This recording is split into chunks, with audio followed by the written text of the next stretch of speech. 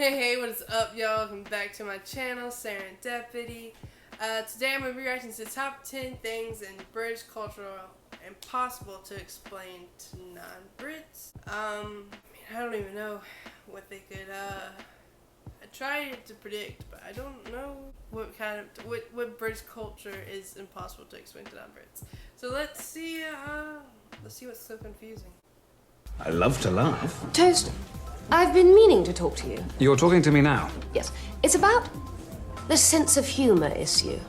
I have a terrific sense of humour. It's just very dry. Welcome to Watch Mojo UK, and today we're counting down our picks for the top 10 things in British culture impossible to explain to non-Brits. It's not quite nasal enough the way you're doing it, all right? You're not doing it the way he speaks. You're not doing it with the kind of... And you don't do the broken voice when it gets very emotional. Before we begin, we publish new content every day, so be sure to subscribe to our channel and ring the bell to get notified about our latest videos. For this list, we'll be looking at a few causes of cultural confusion that are unique to the small island we call home. What do you find weird about the UK? Let us know in the comments. Number 10. Marmite.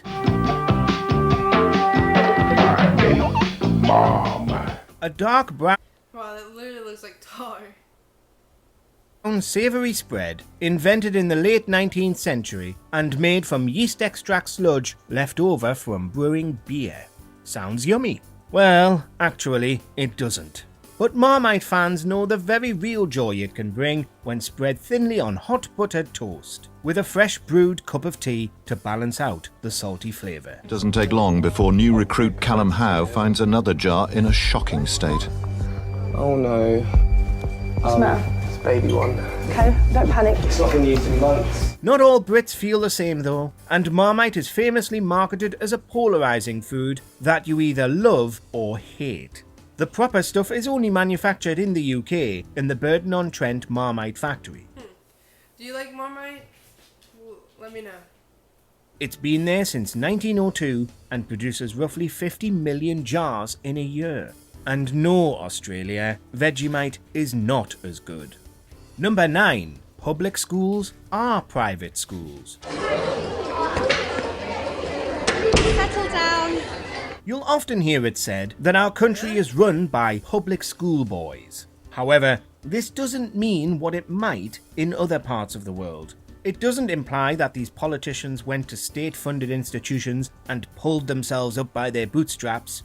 It suggests that they were born into extreme privilege and attended some of the most prestigious fee-paying schools in the world. In the UK, we refer to schools for the general public as state schools, and private schools for the wealthy as public schools or independent schools. Except, not all private schools are called public schools. Some do actually call themselves private schools, and most call themselves charities too. Registered charities. Confused yet? No more than you should be. Number... That is pretty confusing. Yeah, I think all we have is either private or public, and there might be others, but I don't know. Yeah, private is very expensive. You gotta pay for everything. You gotta pay for textbooks and all that. And you gotta pay just to attend there, and it's usually very, like, fancy clothing. It's usually, like, girls wear skirts, and boys have to wear pants, and it's like button-ups and ties and all that, where public schools, anybody can go, it doesn't matter, and it's free, the state funds it, and yeah, and it's, you don't have to pay for textbooks, they come with it unless you damage it or don't return it after the school year, then it's free. And yeah, you do have to wear, some public schools you have to wear uniforms, like I had to wear a uniform, but it's not like that button up, you gotta wear a skirt, you gotta have this, you gotta wear a particular type of shoes, you can wear any type of shoes you want, and then it's like a collared, we could do either navy blue or white, with khakis, and it could be shirts, pants, or shorts, and it just depends on what like county or parish you're from. Each parish could be completely different depending on their school board, but I know for me, we still had like a uniform, but I know like 2 parishes down, they didn't have to wear school clothes. They can just wear their normal like clothes, whatever they had. So yeah, both are different. But anyway, private, yeah, private, you paid a lot of money to go there, or your parents paid a lot of money to go there, and public schools is free for anybody to go to. And yeah. 8. Insults are our love language. Terms of affection and endearment are different the world over. In the UK, you know that someone feels comfortable around you if they insult you to your face. Or they might just be rude. They're not jokes as such, they're just little things to say. Yeah, it's probably fine in the hands of taxi drivers, or cockneys, or even Geordies. When you've lived here long enough, you'll learn to tell the difference. Sarcasm may be the lowest form of wit, but it's also a great tool for masking social awkwardness. It stops conversations becoming too serious, and fends off the Brits' greatest fear, earnestness. We spend so much time being generally polite, no one wants to put that wall up around their own friends and family. You know what you are? You're a big bag of shit! It doesn't mean we love each other any less, but where's the fun in life without some friendly teasing? Deadpan delivery required, of course. Number 7. Town name. That is when I get like, my family does a lot of like picking on you, like they pick on you, but they wouldn't necessarily do that to just a random stranger. It's like family, friends, or like friends of friends. You wouldn't really do that to a stranger. You wouldn't pick on them. Like my family, you have to be more worried that they're not picking on you than like if they're not. You have to be more worried that they're not talking to you than if they're picking on you. Because if they're not talking to you, that means that they don't like you. And if they're picking with you, then they actually like you. Because then you're actually worth talking to. And their pronunciation. British place names are famously difficult for tourists to get their head around. Even native-born Brits will get tripped up at some point. The English language has a checkered history. You can blame most of the confusion on the Romans, Anglo-Saxons, and the Vikings. Also the French and the Celts. Being able to pronounce the name of Welsh village 𝐂𝐤𝐤𝐿𝐵 has even become something of a party piece. Just up the road from 𝐶𝐿𝐵 the temperature got to 21 Celsius. When you take pronunciation out of the equation, however, there are still a lot of place names that sound like somebody might be having you on. From Fatty Head to Scratchy Bottom, there are oddly named towns in every Is there really a town called Scratchy Bottom? Corner of the British Isles. Number 6. The variety of accents. When it gets loudly, it gets very loud indeed. It gets very specific. It's not quite nasal enough the way you're doing it, all right? You're not doing it the way he speaks. Every country has its own differences in dialect and accent, even if it's difficult for an outsider to hear the nuance. But for such a small place, the UK does seem to have a disproportionate amount of variety. For a long time, a British accent was generally thought of as standard received pronunciation. But with the world opening up, regional accents are gradually becoming more familiar to foreign ears. What I'm saying is that, like, if they had themselves proper jobs, you know, for a guntil, then they wouldn't do it. A lot of them's from broken homes. Sorry, that was just a noise. A Glasgow accent is very different from a Newcastle accent, which is different from a Birmingham accent. You're a good man. And a good soldier. People in the countryside don't sound the same as those in the town. Some people in Wales and Scotland even speak a whole different language. And nobody speaks like Dick Van Dyke, bless him. Alright, I'll do it myself. Number 5. Hot and cold taps. There are a few questions that non-natives tend to have about British bathrooms. The no plugs thing is clearly a health and safety issue. The carpets are about keeping warm, but separate taps for hot and cold, they're a bit more difficult to justify. We do have Yeah, carpets you wouldn't find in the bathrooms. You would find them like maybe in like older homes. That's the only time I've ever seen carpet in the bathroom.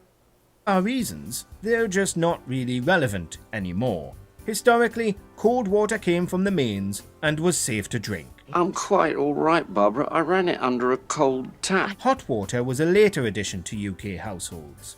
When it did arrive, it was usually heated in a tank in the loft, therefore it wasn't as fresh. Modern bathrooms do sometimes have mixer taps, they've just not really caught on yet. Number 4. The tea obsession.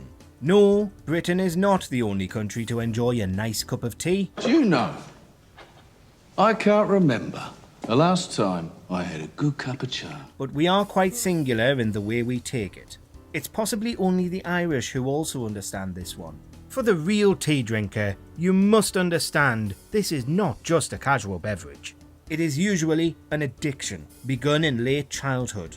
A cup of tea can be a consolation, an offer of friendship, or a gauge of how long a visitor is going to stay. When a British person says tea, they do not mean chamomile or green or iced, they mean English breakfast. Usually with milk and often with sugar. And please. I'm curious on how tea tastes like. I never had it. I wonder if it's like bitter like coffee. I hate coffee. I wish I liked coffee because it smells really good. But I don't like coffee and there's no amount of sugar or milk or anything that you can put into tea that makes me like it. Like, I just do not like it. So I wonder if it kind of is the same, if it's similar, if it's still like bitter. Yeah. Don't leave the tea bag in the cup. Tea Earl Grey hot. Number 3. Metric or imperial. The UK officially adopted the metric system in 1965. That's over 50 years ago. It's what they use in Europe. It's what we learn in school. It's a much simpler way of working things out, as you're working with units of 10, not 12. So why do we still weigh ourselves in pounds and stone? Measure our height in feet and inches? Travel in miles? Buy beer and milk in pints? The older generation will occasionally still tell you the temperature in Fahrenheit. Shouldn't we have acclimatized by now? No one under the age of... I didn't realize that it was that... It changed that, like, not too long ago. I thought this was something that was changed a long time ago. So that's weird. I didn't know, like, the older generation still does, like, Fahrenheit and all, pounds and all that stuff. 70 grew up under the imperial system. Good luck explaining this to anyone outside Britain because it makes no sense at all. Number 2. Baked beans for breakfast. British food has never had a great reputation with the rest of the world. We traditionally choose hearty, comforting food, and that's okay. We need it in our climate. However, if there's one British dish that visitors really can't fathom, it's the humble beans on toast. Is that like cheese on it? Baked beans are a staple for the average Brit. Usually eaten as part of a fried breakfast or as a quick snacky tea, sometimes they're just what you need. They are eaten elsewhere in the world, but you'd be more likely to find them at a barbecue than on a breakfast table. No one else has taken this simple convenience food to their hearts quite like us. Number 1. What Wow, now I want some tea and beans and toast. is the country actually called? The United Kingdom, Great Britain, the British Isles. So which is it? Well, the British Isles is a geographical term.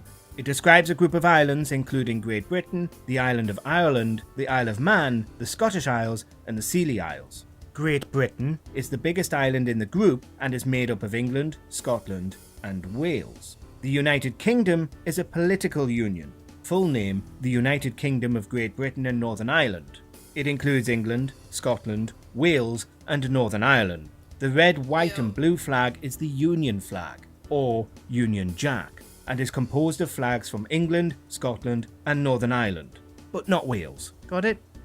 Out of all that, I feel like the actual most probably confusing is the private and public schools. You think if that's where like all the politicians, all the wealthy people go to, you wouldn't call it the public because the public can't go to them schools. It's only the wealthy can go. So you would think it would be called private, like here. Private, it's where the wealthy goes to, who can afford sending your kid to these very, very high-end schools. And public is where everybody else goes, that anybody can get into, and it doesn't matter. I guess marmite is another thing. Like they said, it's like you either love it or you hate it. Like I heard where that when you take marmite, you don't. People like to put too much, and then they say that they don't like it because they put too much. But it's like a little bit goes a long way. I think that would be fun to try to probably taste one day as well. I hope you enjoyed this video. Like always, there's more to come, and see you in the next one.